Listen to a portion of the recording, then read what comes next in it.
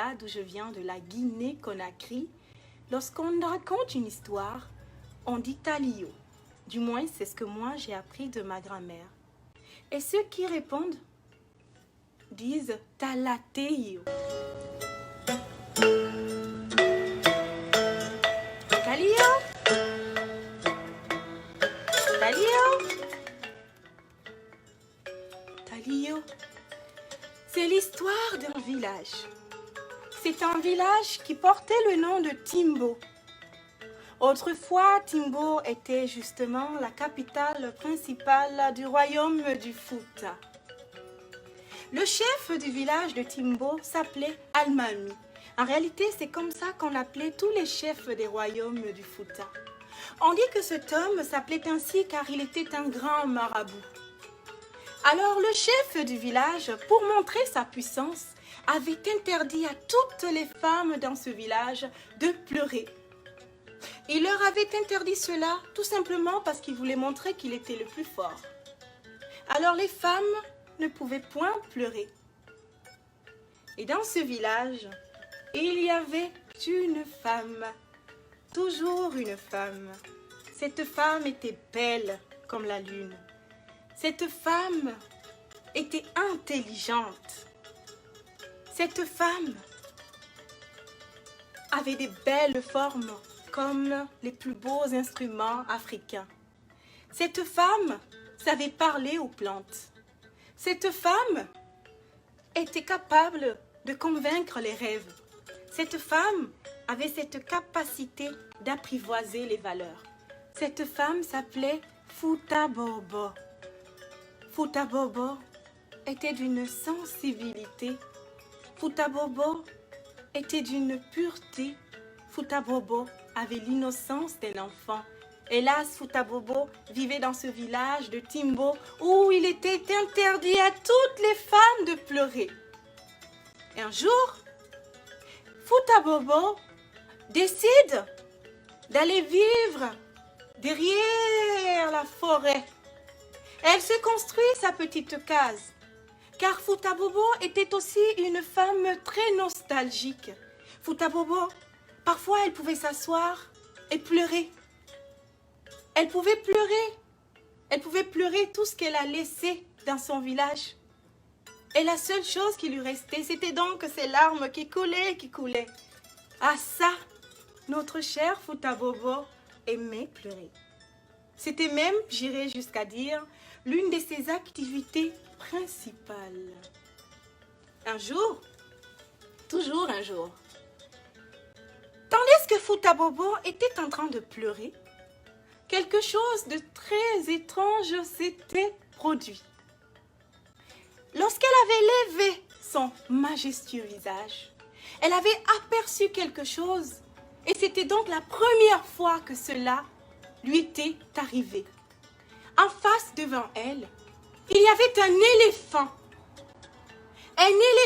rose.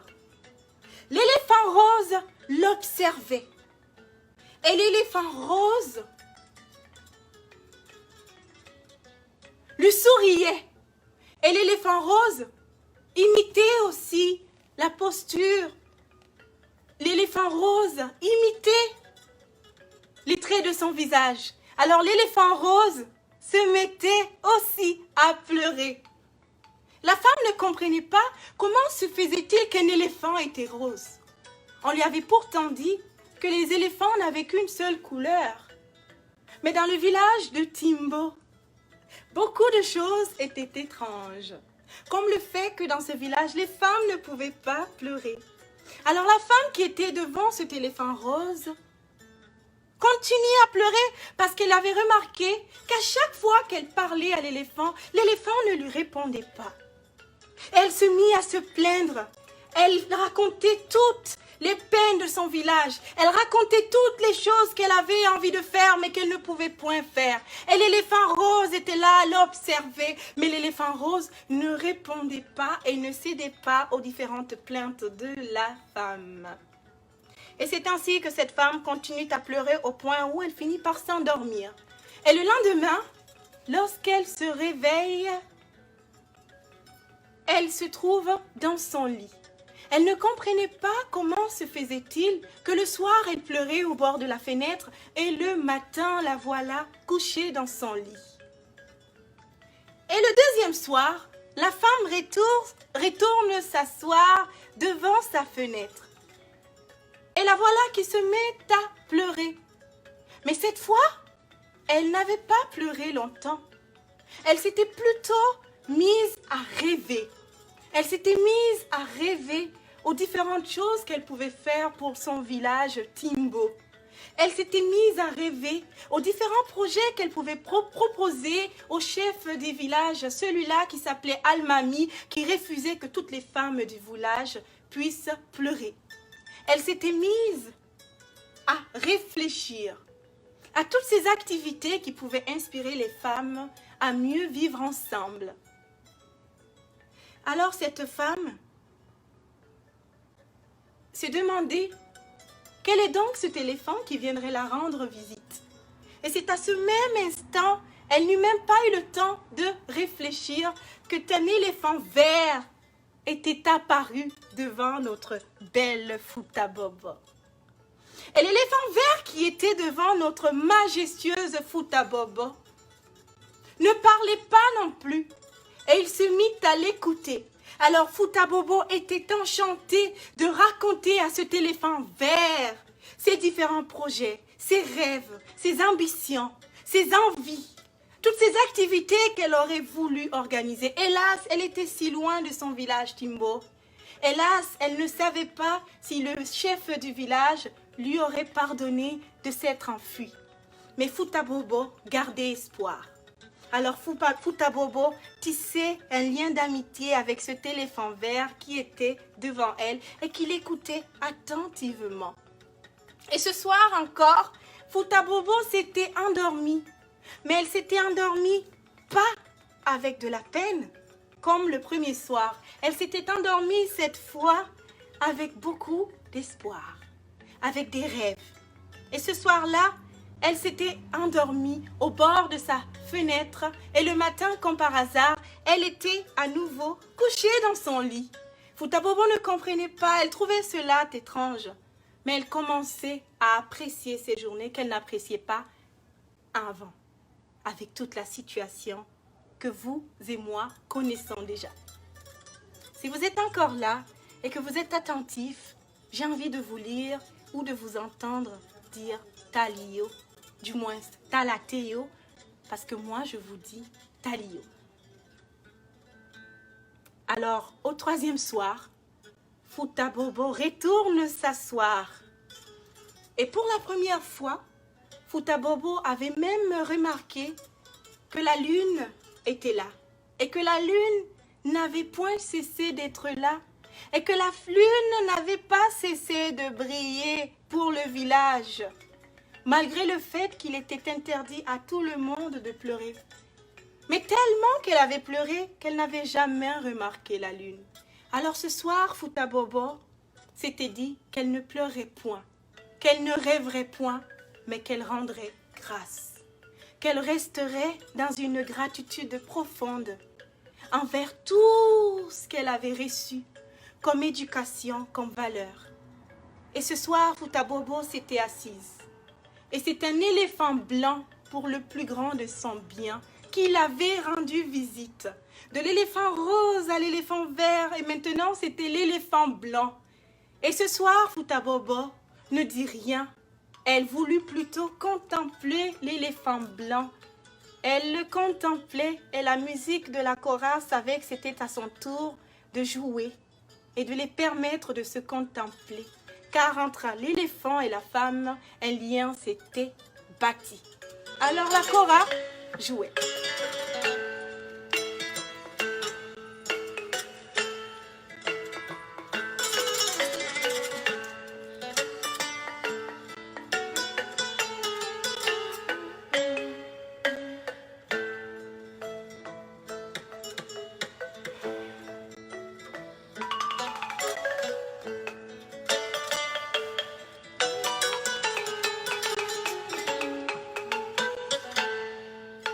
Continue. Ce soir, la femme n'avait rien dit. Elle voulait plutôt contempler la beauté de son ami l'éléphant blanc. C'est ce qu'elle fit jusqu'au moment où elle s'était endormie. Et le lendemain, comme par hasard, elle se retrouvait à nouveau dans son lit. Mais cette fois, pour son plus grand bien, elle ne s'était pas posé la question comment avait-elle fait pour quitter la fenêtre alors qu'elle s'était endormie et pour se retrouver dans son lit. Elle avait confiance. Elle faisait confiance à l'avenir. Et le 4e soir, la femme retourna s'asseoir auprès de la fenêtre. Mais cette fois, elle voulait remercier son ami l'éléphant. Son ami l'éléphant qui était venu la rendre visite. Son ami l'éléphant qui n'avait cessé de lui rappeler qu'elle devait avoir confiance en elle. Son ami l'éléphant qui n'avait cessé de lui rappeler qu'elle devait avoir des rêves pour son village Timbo. Hélas, ce soir-là, l'éléphant n'était plus revenu. Hélas, ce soir-là, pour la première fois, la femme avait eu l'impression qu'un grand vide s'était installé dans son cœur, car son ami l'éléphant ne s'était pas présenté. Mais la femme s'était fait la promesse qu'elle ne pleurerait pas, car elle sait que si elle pleurait, peut-être que l'éléphant ne viendrait pas, étant donné qu'il avait continué à se présenter lorsqu'elle avait arrêté de pleurer. La femme se dit, tous les jours qui passeraient, elle préparait à manger pour son ami l'éléphant. Et par moments, elle faisait du lac Kiriekosan, l'éléphant ne venait pas. Parfois, elle faisait du bantou, l'éléphant ne venait pas. Parfois, elle faisait du njuri, du chobal, du kaba, l'éléphant ne venait pas. Il lui arrivait même de cuisiner de la chicoigne et du poisson brisé, mais l'éléphant ne venait pas. Et c'est là que la femme s'était dit qu'il est peut-être temps pour elle de retourner dans son village Timbo.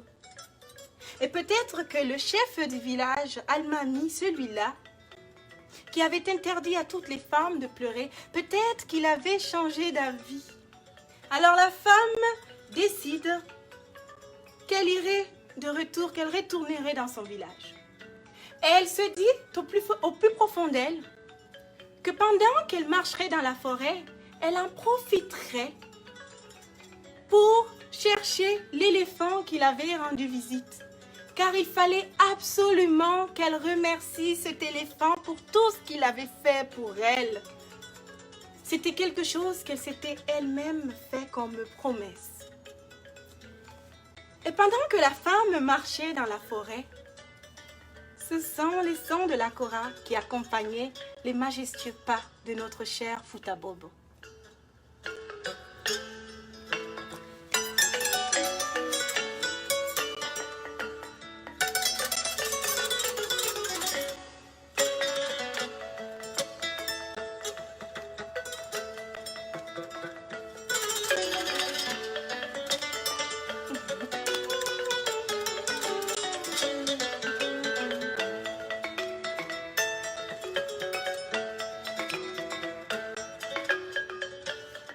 Et alors, notre cher Futabobo, la voilà dans la forêt qui marche, qui retourne dans son village de Timbo, mais avec l'espoir de croiser l'éléphant pour qu'elle puisse le remercier. C'est ainsi que notre cher Futabobo croise un vieillard. Un vieillard qui était si vieux qu'on aurait pu le confondre avec les écorces d'un arbre, tellement que sa peau était ridée. Ce vieillard portait un chapeau où il y avait des symboles d'éléphants.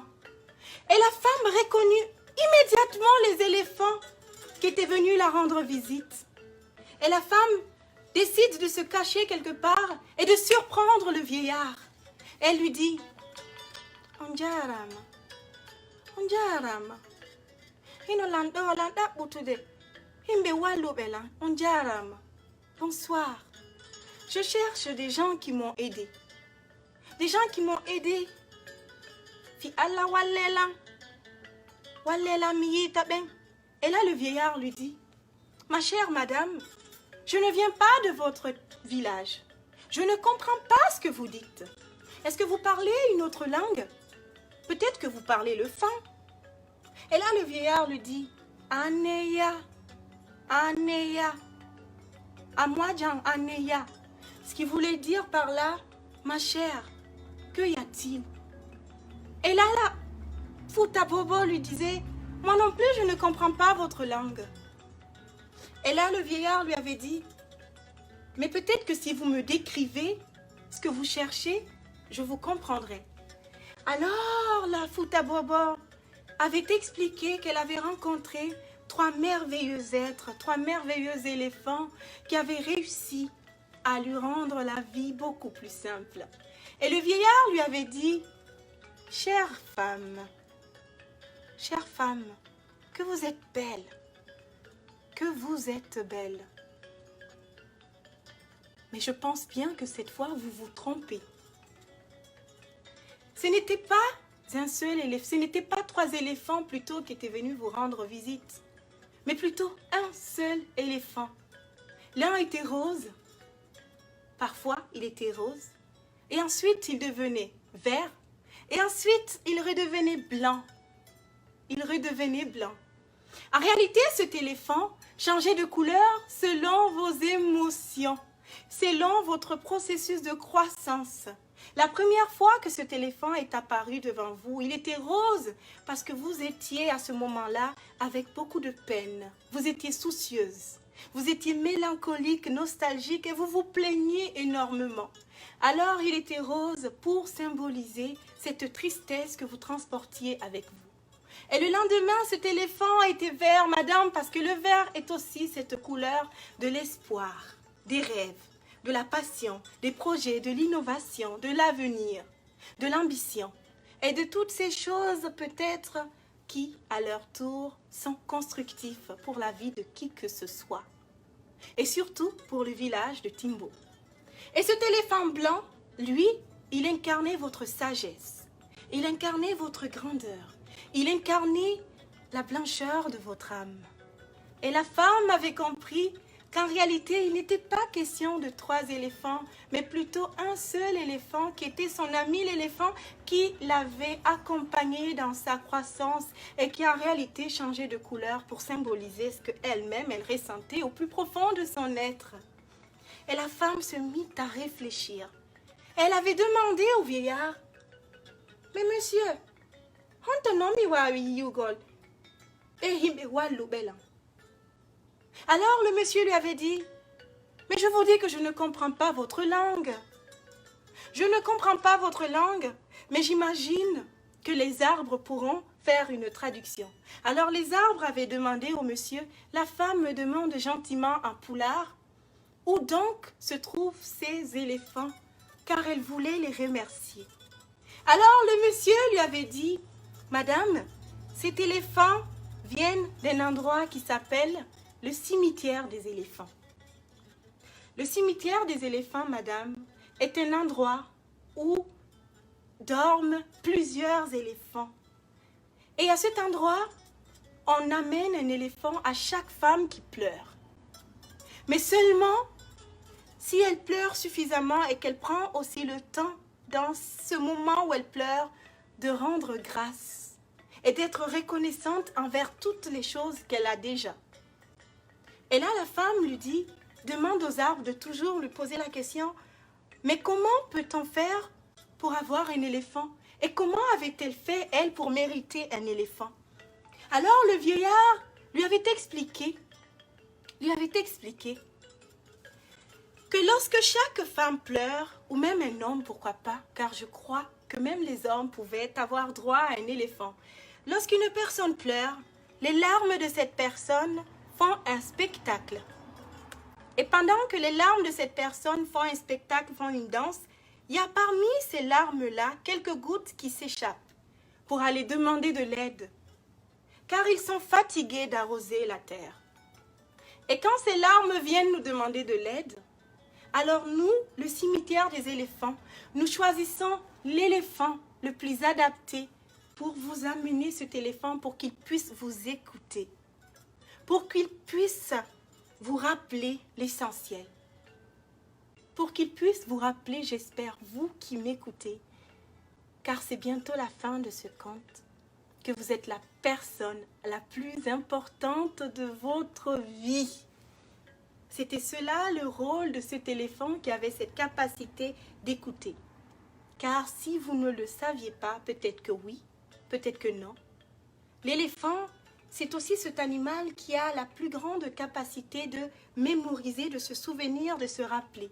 Et dans ce conte, cet éléphant aura réussi non seulement à se rappeler de tout ce que cette femme avait partagé, mais cet éléphant avait été à mesure d'incarner suffisamment d'humilité, de sagesse, pour laisser à cette femme de grandir par elle-même, de cheminer par elle-même, pour qu'enfin elle comprenne qu'elle pouvait retourner dans son village de Timbo. Et c'est ce que cette femme fit. La voilà qui retourne au village de Timbo. Et tout le monde était content de la voir. Le chef du village, celui-là, Almami, avait vieilli. Et il s'était repenti. Il s'était rappelé que le village de Timbo autrefois était comme le village de Mamou, comme le village de Blabé, comme le village de Zérékoré, comme tout autre village. Comme même le village de Sipopo. Tiens, il s'était rappelé que lui, il devait donner la possibilité à toutes les personnes du village, qu'elles soient femmes, hommes, enfants, arbres, animaux et j'en passe, de s'exprimer, car chacune de ces personnes avait quelque chose à apporter dans les activités du village. Et notre chère Futabobo était si heureuse de voir que les choses avaient repris dans son village. Et notre chère Futabobo avait donc exposé les différents projets qu'elle avait pour son village. Et le chef l'avait acclamé. Et tout le monde s'était mis à danser. Et en mémoire de ces éléphants, de cet éléphant qui lui avait rendu visite, chaque soir, Futabobo retournait auprès de sa terrasse. Non pas pour pleurer, mais pour remercier. Non pas pour se plaindre, mais pour rendre grâce de toutes les bontés qu'elle avait autour d'elle. Pour rendre grâce pour tous les bienfaits, la reconnaissance, l'entraide, la solidarité et le vivre ensemble de ce village dans lequel elle vivait. Voilà. C'était l'histoire du cimetière des éléphants. Cette histoire où les femmes parlent aux éléphants pour se sentir moins seules. J'espère que cette histoire vous aura donné envie. J'espère que cette histoire vous rappellera que vous êtes la personne la plus importante du monde. Si seulement vous l'avez oublié, et si seulement un jour vous l'oubliez, demandez à un éléphant, il sera là pour vous écouter. Si cette histoire a fait ressusciter quelque chose de positif en vous, écrivez-le